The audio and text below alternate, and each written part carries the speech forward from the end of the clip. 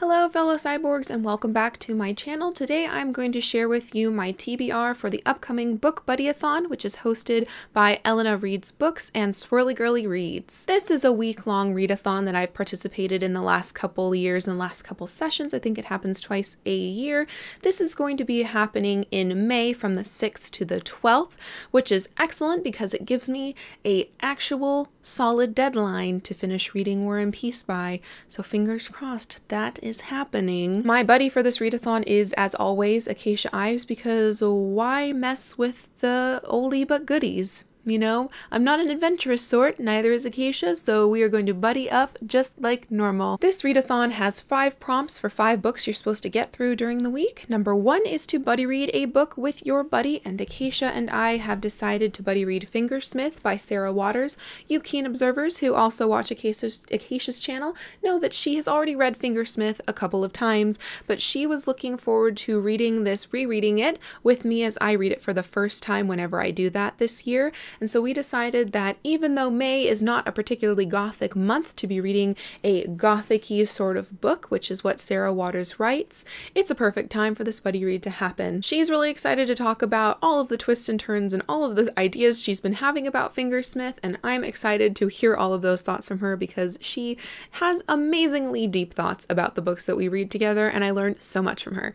So I'm really looking forward to reading this Waters. I'm hoping to love it because everyone seems to love Fingersmith, and I have enjoyed Sarah Waters' Tipping the Velvet in the past. Now, this is a pretty hefty book. It is about 550 pages, but I'm hoping that it will be a fast and enjoyable read as well. Perhaps to counterbalance that 550-page book and to fulfill prompt number 2, which was to read a book with your buddy's favorite color on the cover, I have chosen a 50-page play, Edward Albee's Three Tall Women. In case you haven't guessed by now, Acacia's favorite color is pink, and this is a very simple pink cover. As I said, this is about 50-page play, so I'm hoping to get this checked off the list since I was really hoping to read this year and get another read done in that week that will take significantly less time than Fingersmith. The 4th prompt, I've skipped number 3, I'll come back to it. The 4th prompt was for me to choose 3 books and have my buddy pick which one I was going to read. I decided to lay out for Acacia's choosing 3 books that I am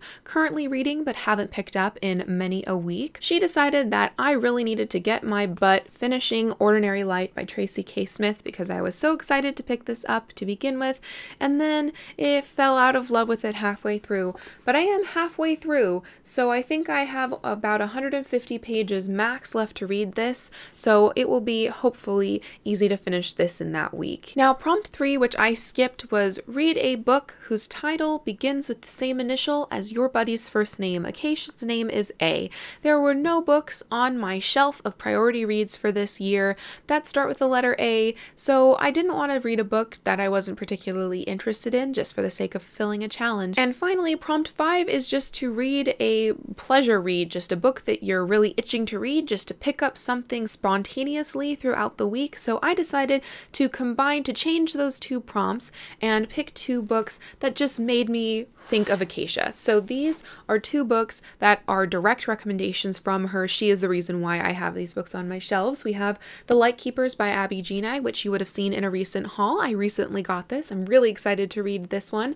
And finally, The Clay Girl, which I bought at the end of 2016 and still haven't read because reasons. These both seem to be beautifully written, kind of darker reads, not terribly dark, but dark for me on a normal day. The Clay Girl starts with a group of girls having to relocate to a new household because their father committed suicide, I think maybe in front of them, and one of them uses an imaginary seahorse to help cope through her otherwise kind of messed up life. And The Lightkeepers is about researchers on an island, a really isolated island, studying the different fauna that come up in the different seasons around that island. And then you learn when you read the prologue, which I read, that something goes wrong. So both of these seemingly innocent, you know, researchers on an island, how lovely. An imaginary seahorse, how lovely. But then, oh crap, real life gets in the way. So I'm hoping to get to both of these in that week just because they both remind me of Acacia. Acacia's why I have them. Acacia loves them, and I hope to talk with Acacia about them. And I am really happy with these picks, and I think that they still stick with the overall feeling of the BookBuddyAthon, even if I didn't quite stick to all of the recommendations, all of the challenges that were officially set out. So these are the 5 books that I am hoping to read and or finish during that week of the BookBuddyAthon. We have the second half of Ordinary Light, a really small play, 3 Tall Women. We've got The Chunker Fingersmith, but hopefully a very compelling read. And then 2 Acacia-inspired, The Light Keepers and The Clay Girl. Wish me luck. Let me know down below if you are interested in doing the BookBuddyAthon. You also don't have to necessarily have a buddy in mind. Apparently, if you go to Elena's or Janet's videos, which announce this buddy read, you can find a buddy in the comment section if you are interested in participating. I certainly hope if you're interested that you do, because networking and just meeting cool people is what BookTube is half about. The other half is books, but you know, it's important. The community is important, stuff like that. But anyway, thank you for watching. I hope that whether or not you participate in this buddy read, you have a fantastic reading week during that same week, the 6th through 12th of May. And until next time, thank you to my patrons, and continue to be lovely.